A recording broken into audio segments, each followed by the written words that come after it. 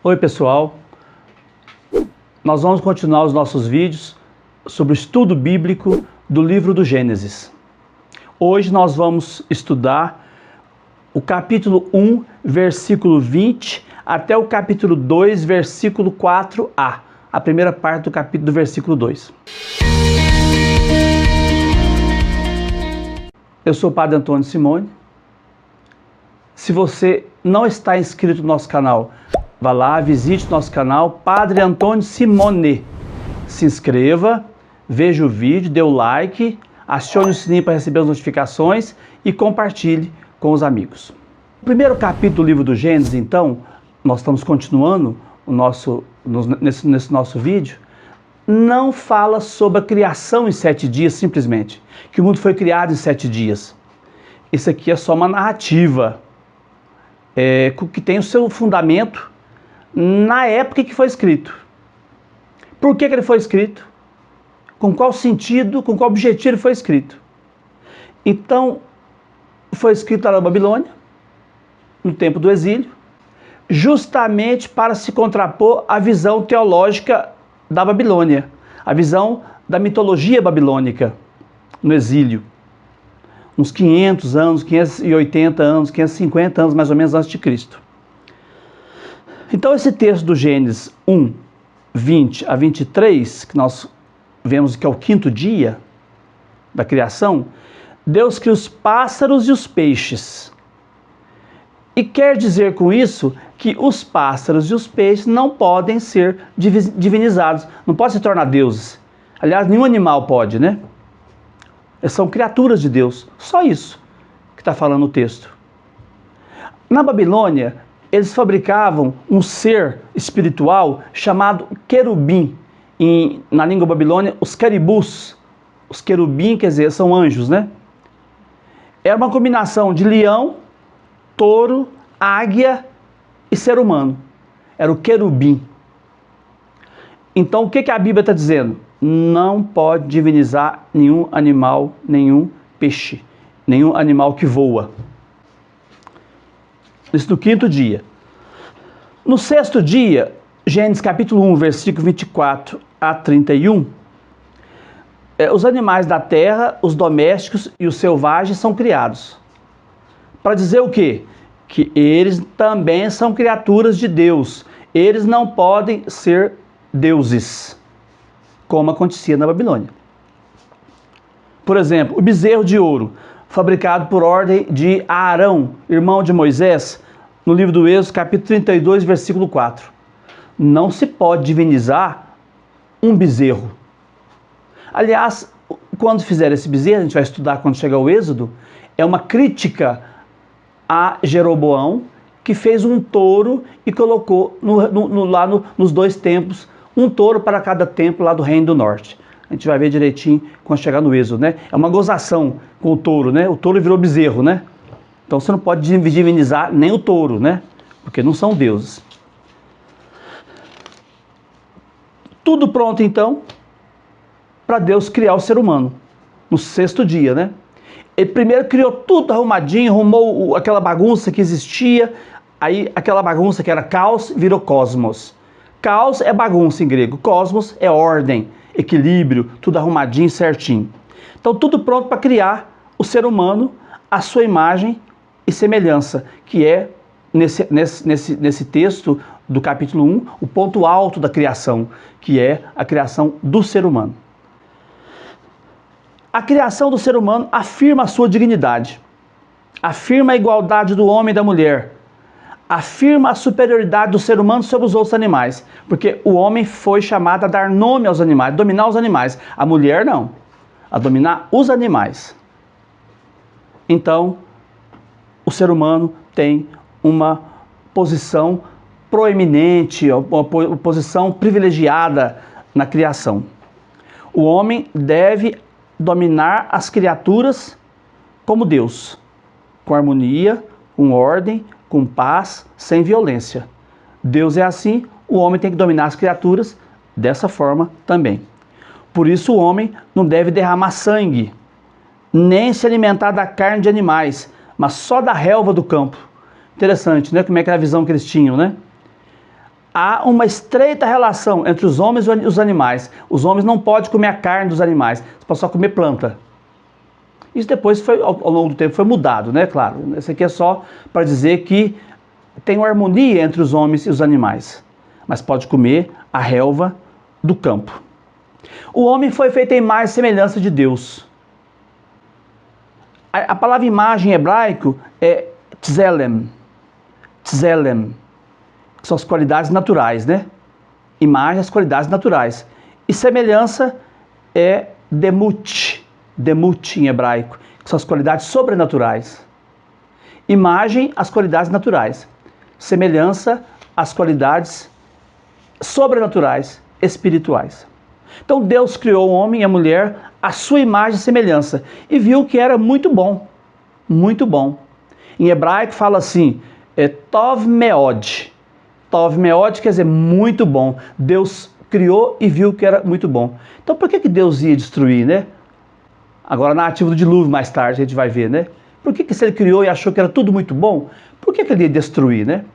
Estranha essa visão de gente que acredita que o mundo foi destruído depois que foi criado por Deus, né? Nós vamos estudar isso na questão do dilúvio. Então, Deus fez tudo e viu que era tudo muito bom. Tov meod. O ser humano foi criado no 6º dia. E o 6, já expliquei para vocês num dos vídeos anteriores, que o 6 é o símbolo da imperfeição. Então ele foi criado no 6º dia, quer dizer, para enfatizar a imperfeição humana. O 6 é o número da imperfeição, porque não chegou a ser 7. E no 7º dia, Deus descansa, abençoa, santifica esse 7º dia, o Shabat, em hebraico, né? Por que ele faz isso? Porque o descanso faz parte da criação. O homem não pode trabalhar de sol a sol, de segunda a segunda. Ele precisa descansar, repor as suas forças e as suas energias. Aí então o escritor sagrado fala, se até Deus descansou, o homem também tem que descansar. É claro que Deus não descansou, que Deus não descansa, que Deus trabalha sempre, como Jesus fala, né? Mas aqui é só um modo de falar que o homem precisa descansar.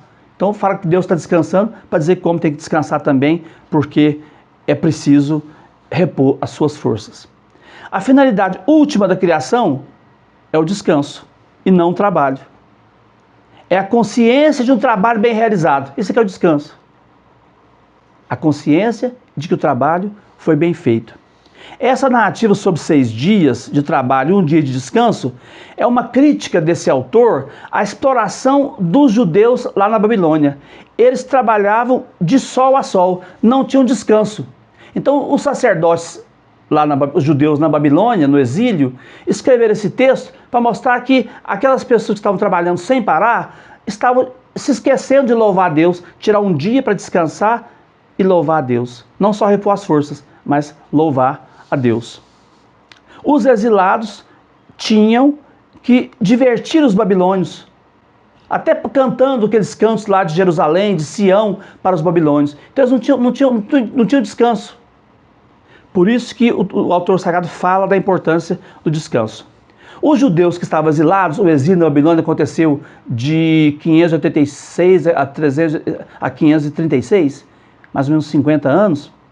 Nesse tempo, os judeus experimentaram a opressão, experimentaram a exploração dos babilônios.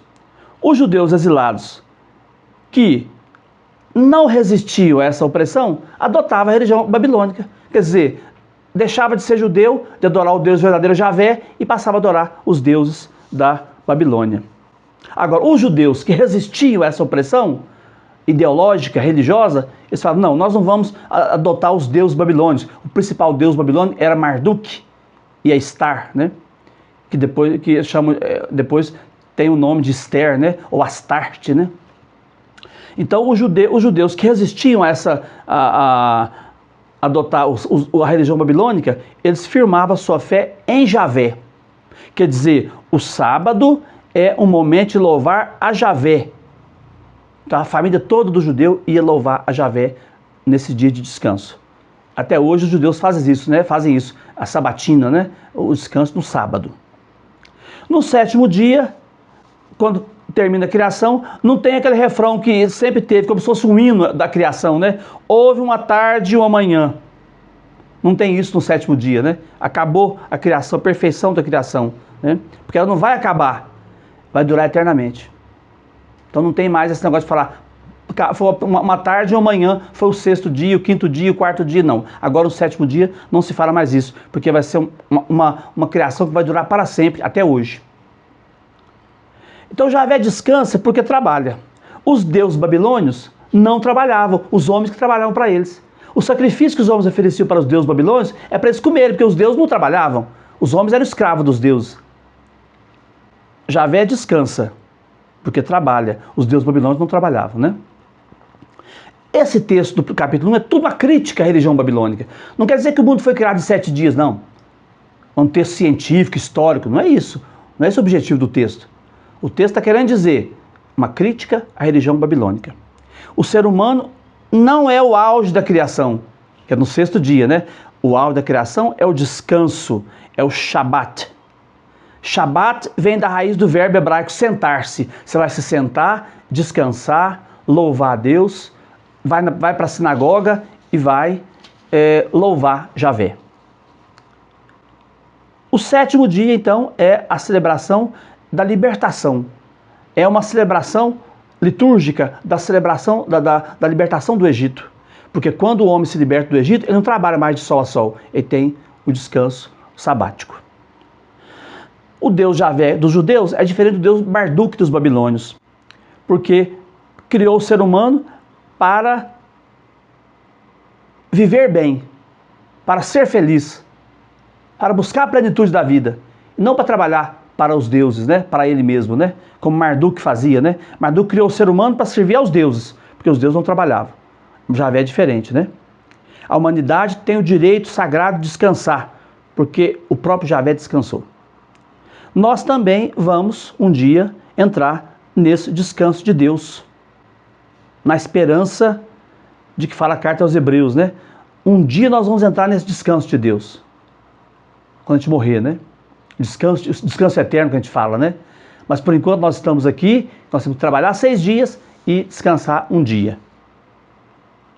Enfim, sobre a criação do mundo, nós não sabemos muita coisa. Sabemos bem pouco da criação do mundo. Por quê? Nós não temos acesso nem ao começo e nem ao final, porque pertence a Deus. Nós temos acesso só ao durante. O começo da criação, como foi, a gente não sabe. O final, na hora da nossa morte, como é que vai ser? Então o final do mundo, a parousia que fala os gregos, né? A parousia, o final do mundo, o final da criação, a perfeição da criação, a gente não sabe também como é que vai ser. Nós não temos acesso a isso porque é a porcentagem que é de Deus, não é da gente saber, né? O homem só foi criado no sexto dia, mas não houve testemunha da criação. O homem foi criado só no sexto dia. E antes, como é que faz? Como é que foi feito o mundo? Não tinha testemunha. Então a criação não é um fato histórico, porque não tinha testemunha, não é um fato científico, porque não tinha testemunha para ver, né? E depois escrever sobre aquilo, né? Essa é a razão para a gente ver que Gênesis 1 foi escrito durante o exílio. Uns dizem que foi após o exílio da Babilônia, né? Sobre a questão da mitologia babilônica, influenciado pela mitologia babilônica. Então, você não tem que pensar que o mundo foi criado em 7 dias, porque a Bíblia falou que foi criado. Não foi. Não foi. O texto não tem esse objetivo. É outro objetivo que tem o texto. É o que eu falei para vocês. De contrapor a fé em Javé, a fé em Marduk, que era o deus da Babilônia. Contrapor a visão javista à visão da mitologia babilônica. Esse é que é o sentido desse texto que nós vimos hoje. Por hoje é só, não perca os nossos textos, eles são continuação do Gênesis, então não perca, se esforce para ver o texto, para ver o vídeo e para perseverar no acompanhamento do nosso curso. Hoje eu vou mostrar para vocês, nós vamos colocar na descrição do vídeo, os livros importantes que vocês poderiam comprar. São livros mais simples, mais fáceis de ler, não vou citar muito livro. Esses aqui são sobre os temas Gênesis 1 a 11, sobre o Pentateuco, que são livros fáceis de comprar e de ler e de assimilar. Esse aqui é muito interessante, já é um pouco antigo, mas né, a Bíblia é antiga, né? É o Paraíso Terrestre, Saudade ou Esperança, do Frei Carlos Mesters. Muito interessante, podem adquirir e ler porque é muito instrutivo. Esse é um dos melhores. As mais belas e eternas histórias de nossas origens, Gênesis 1 a 11, mitos e contramitos. Muito interessante esse livro do Frei Jacir. Então, podem adquirir também, porque vocês vão formando a biblioteca de cada um. E esse aqui é um livro clássico, é o Pentateuco da editora Ave Maria, de Félix Garcia Lopes, o Pentateuco. Muito bom, esse é sobre o Pentateuco todo, os 5 primeiros livros da Bíblia. Enquanto os outros 2 é só sobre o Gênesis 1 a 11, esse aqui fala de todos os 5 livros da Bíblia, numa linguagem fácil, acessível, muito interessante. Então nós vamos colocar na descrição do vídeo, vocês podem depois ir lá e adquirir. Por hoje é só, um abraço, fiquem todos com Deus.